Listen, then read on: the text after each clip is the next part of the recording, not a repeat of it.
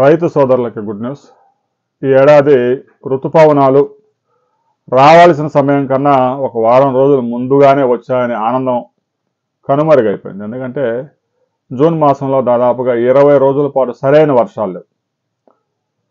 June 1వ తేదీ నుంచి 20వ తేదీ వరకు కురిసిన వర్షాల కన్నా కూడా మే నెలలోనే ఎక్కువ వర్షాలు నమోదయ్యాయి. వేసవికాలం అంతా వర్షాకాలంలో మారింది. జూన్ 1వ తేదీ నుంచి 2 వారాల పాటు విపరీతమైన ఎండలు. అయితే తాజాగా వాయువ్య బంగాళాఖాతంలో ఒక అల్పపీడనం ఏర్పడింది. అయితే ఈ అల్పపీడన ప్రభావం తెలుగు రాష్ట్రాల మీద పెద్దగా ఉండకపోవచ్చు, కానీ ఈ అల్పపీడనం వల్ల నైరుతి ఋతుపవనాలు మరింత చురుగ్గా మారే అవకాశం ఉంది. గడిచిన 2-3 రోజులుగా తెలుగు రాష్ట్రాల్లో 3 నుంచి 4 సెంటీమీటర్ల వర్షపాతాలు నమోదవుతూ ఉన్నాయి.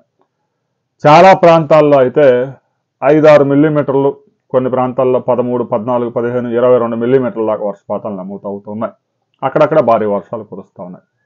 రాబోయే 48 అవర్స్లో ఉత్తరాంధ్రతో పాటు ఉభయ గోదావరి, కృష్ణా, గుంటూరు జిల్లాల్లో భారీ వర్షాలు, రాయలసీమలో మోస్తరు వర్షాలు, తెలంగాణలో ఒక 5 జిల్లాల్లో భారీ వర్షాలు ఎల్లో అలర్ట్ కూడా ప్రకటించింది హైదరాబాద్ వాతావరణ కేంద్రం. మిగిలిన ప్రాంతాల్లో మాత్రం ఒక మోస్తరు వర్షాలు కురిసే అవకాశం ఉంది. ఇక బంగాళాఖాతంలో అల్పపీడనం ఏర్పడింది.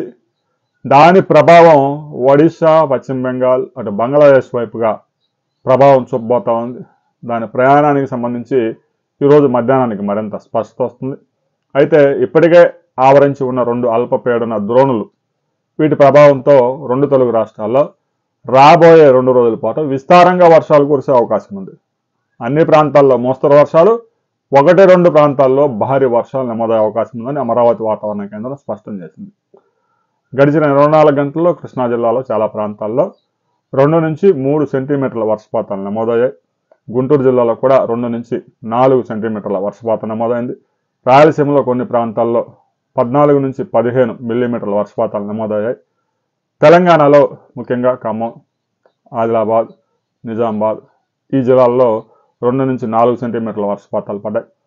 రాబోయే 48 అవర్స్లో 2 తెలుగు రాష్ట్రాల్లో చాలా ప్రాంతాల్లో విస్తారంగా వర్షాలు పడే అవకాశం ఉందని హైదరాబాద్ వాతావరణ కేంద్రం తెలియజేసింది. గడిచిన 24 గంటలు మీ ప్రాంతంలో ఎంత వర్షపాతం నమోదైంది అనే వివరాలు కామెంట్ చేయండి.